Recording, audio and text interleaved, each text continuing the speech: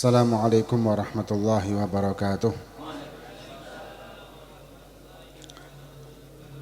Alhamdulillah wassalatu wassalamu ala Rasulillah Sayyidina Muhammad bin Abdullah wa ala alihi wa sahbihi wa man walah, amma ba'du. Alhamdulillah,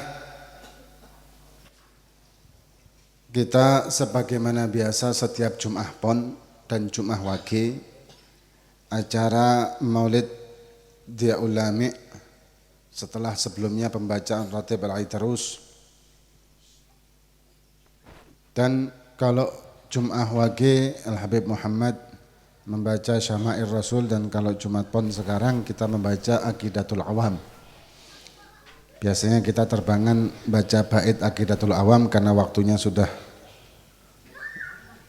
malam, modelnya kesing ngantuk.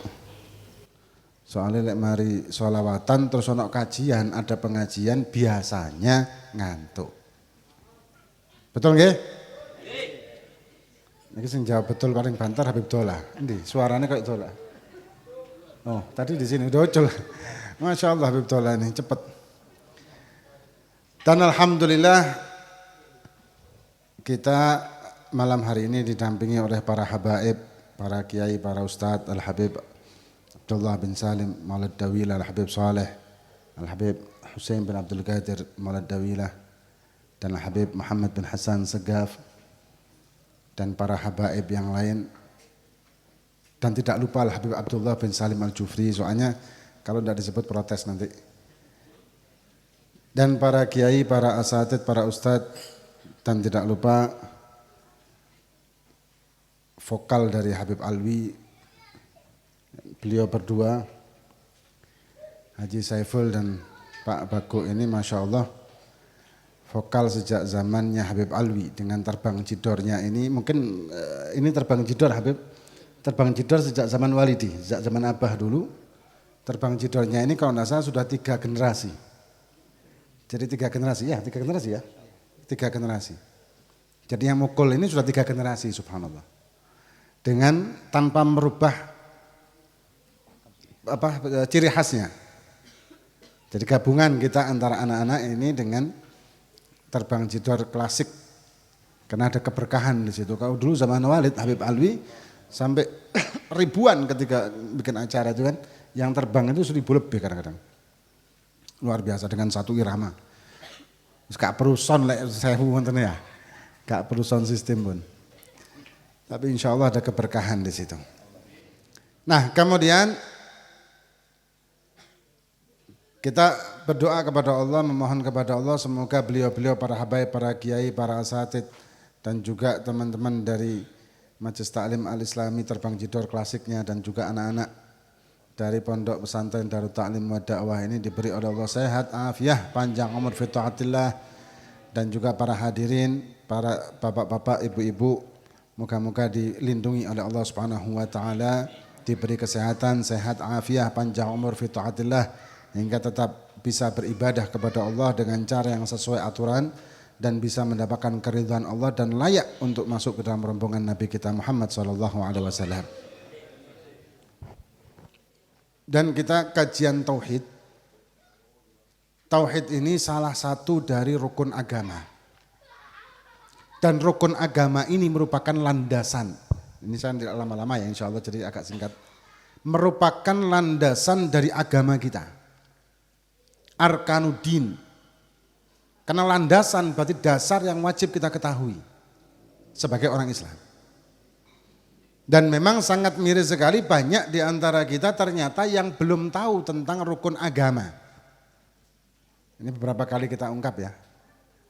Banyak orang ketika ditanya berapa rukun agama, tidak tahu. Ada yang mengatakan 6, ada yang mengatakan rukun agama itu apa.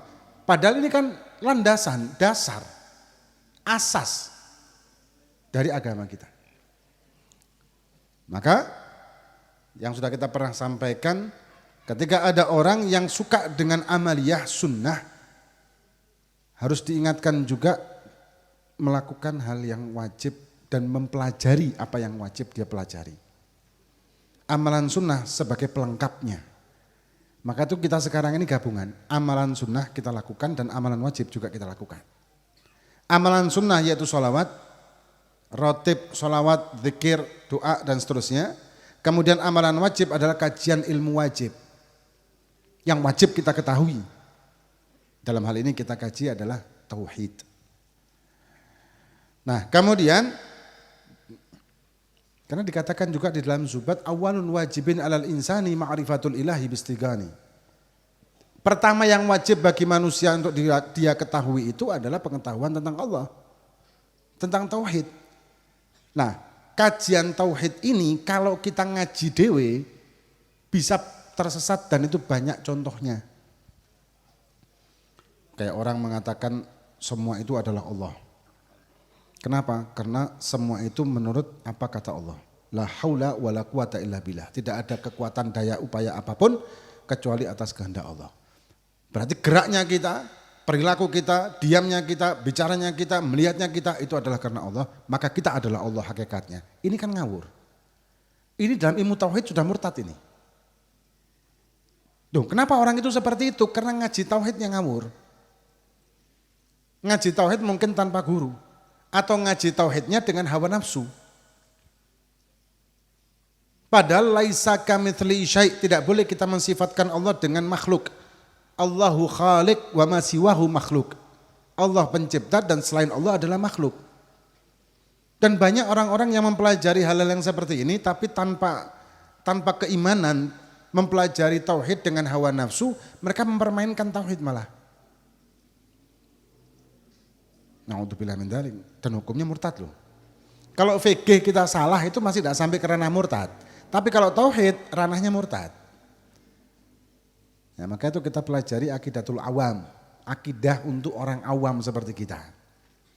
Ya, sebelumnya sudah kita bahas awal-awal yaitu sifat wajib bagi Allah ada 20 sifat. Kita sudah membahas sifat yang pertama yaitu wujud, kemudian qidam. Dalam arti Allah Subhanahu wa taala itu maha awal yang tidak ada awalnya. Wal awwalu wal akhiru. Maha awal yang tidak ada permulaan, maha akhir yang tidak ada pengakhiran. Jadi Allah lam yalid wa lam yulad. Tidak diciptakan, tidak dilahirkan. Allah Subhanahu wa taala berdiri sendiri. Semua selain Allah adalah makhluk yang merupakan ciptaan apapun itu.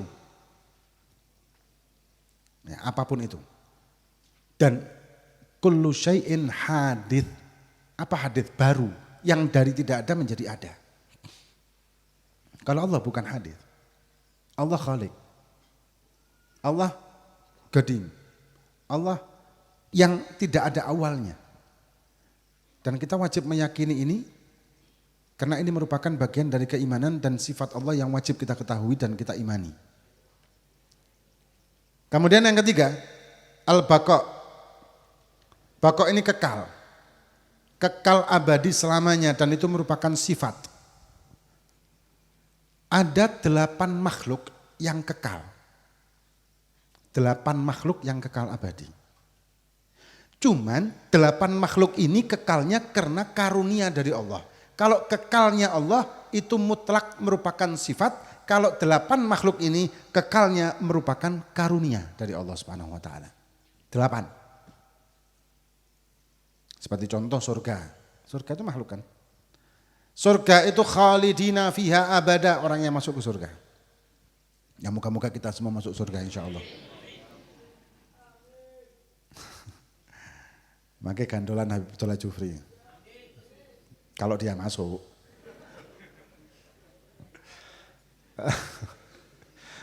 Surga ini kekal abadi selamanya, tapi kekalnya surga ini merupakan karunia. Bukan mutlak merupakan sifat dalam arti andai kata Allah berkehendak menghilangkan kekalnya surga, terserah Allah. Tapi kalau bakoknya Allah, kekalnya Allah mutlak tidak mungkin dihilangkan.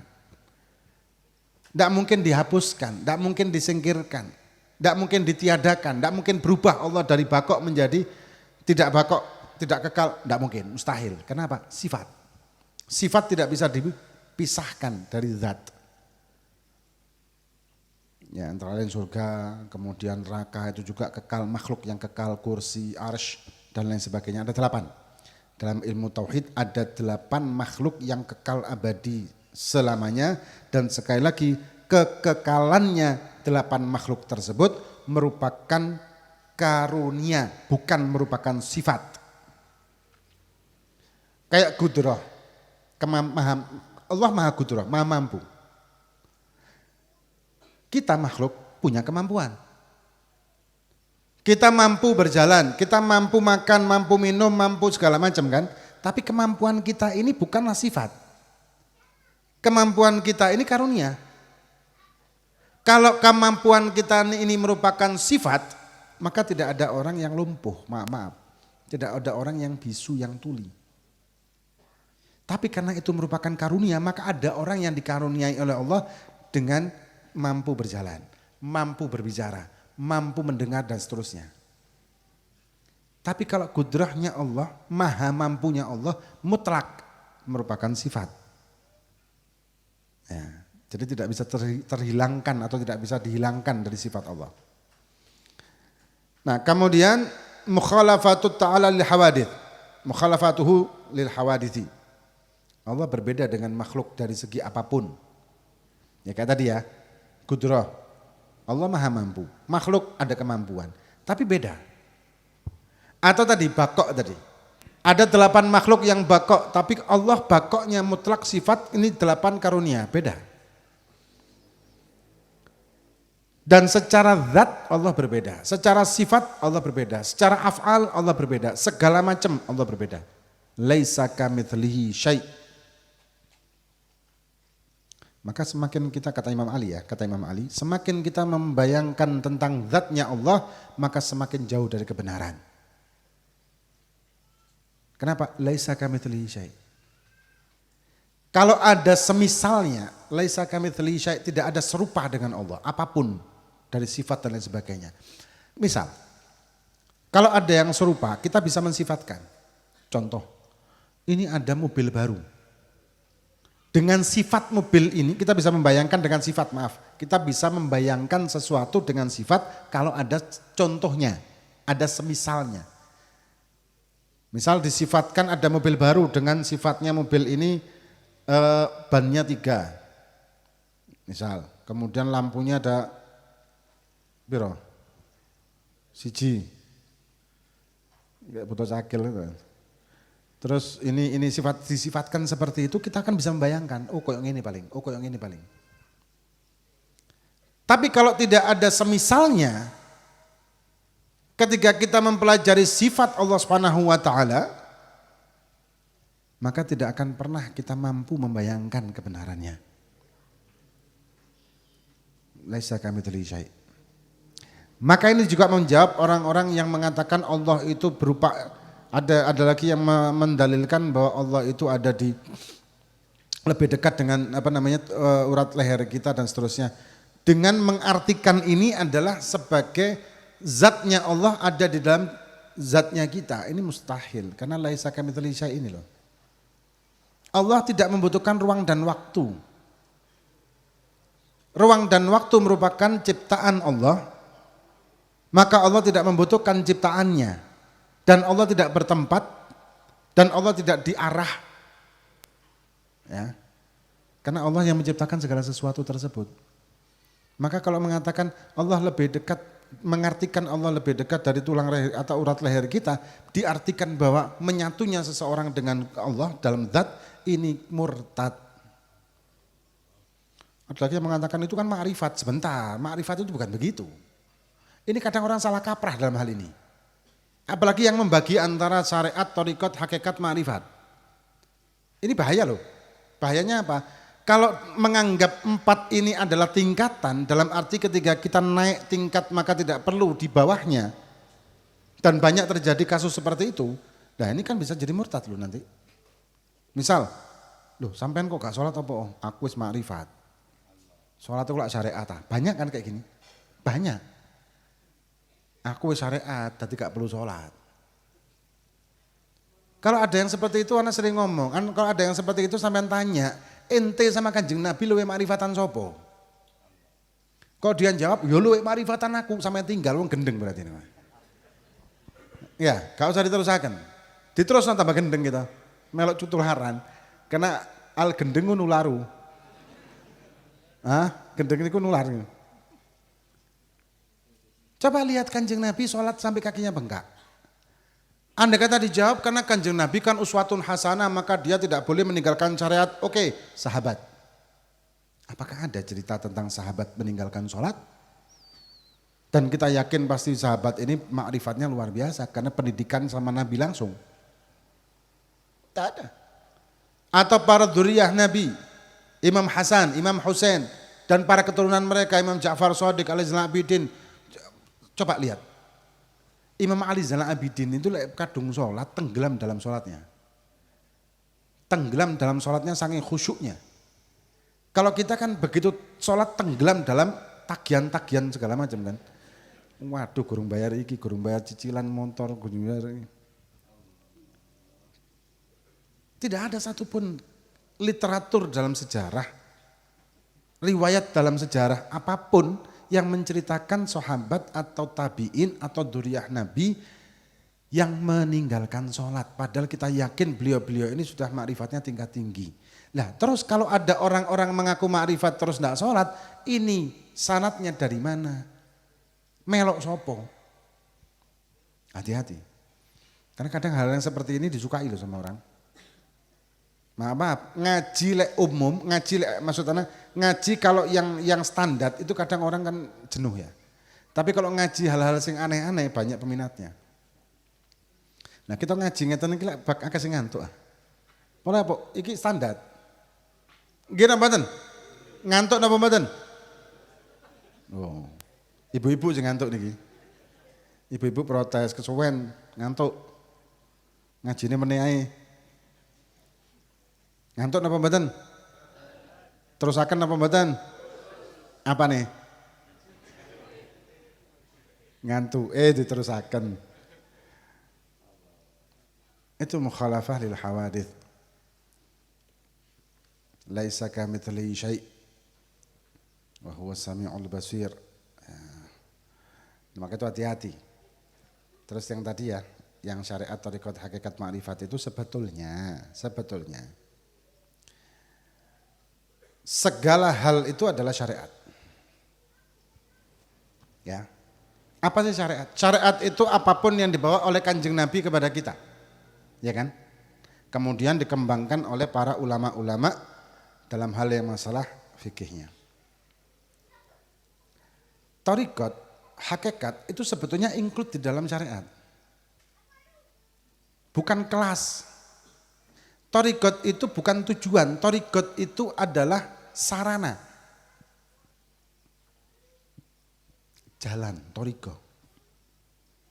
Untuk mengolah hati, untuk latihan hati, itu thariqah. Hakikat juga demikian. Ghayahnya, puncaknya adalah ma'rifat. Apa ma'rifat? Mengenal Allah. Karena kita sebetulnya secara mengenal Allah mungkin kita mengetahui. Allah maha tahu, Allah maha ini, maha itu. Betul kan? Kita semua paling, di semua yang ada di sini insya Allah semuanya memahami itu. Dan meyakininya. Dari takoi. Kon ronda, Allah maha tahu. Iya, yakin. Betul. Kita yakin kan? Tapi kita ternyata tidak mengenal. Hanya tahu. Kok bisa? Kita masih berani buka HP dengan buka gambar-gambar yang tidak karuan dan video-video tidak karuan, takut ketahuan orang. Kita buka gambar-gambar yang tidak karuan dengan sembunyi-sembunyi dari orang. Padahal kalau ditanya, ente tahu enggak Allah maha tahu? Yakin dong. Ente bisa singitan enggak dari Allah? Enggak bisa. Bisa sembunyi dari Allah? Enggak bisa. Bisa menutupi apapun dari Allah? Enggak bisa. Nah kenapa kok kita takut ketika buka maksiat di depan orang, ada orang tahu, ada orang kelihatan, tapi ternyata kita tidak takut Allah tahu. Karena kita tidak mengenalnya. Kalau kita mengenalnya, ya apapun kondisi kita kan.